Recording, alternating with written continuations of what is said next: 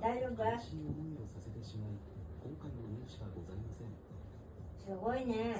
雷。雷。自分と向き合ってという言葉をかけてもらいました。現状、自分ができることは、皆さんからのお叱りの言葉を全てしっかりと受け止めることであると考えています。こうした作業は、今後については本人の意向により謹慎することとなりましたとしています。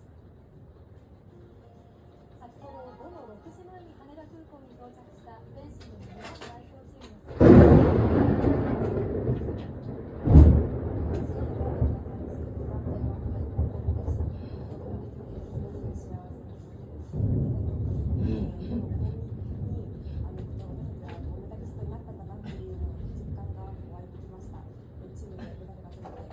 もうびっくりしないの、すーちゃん。あくびしてるよ。あらららら。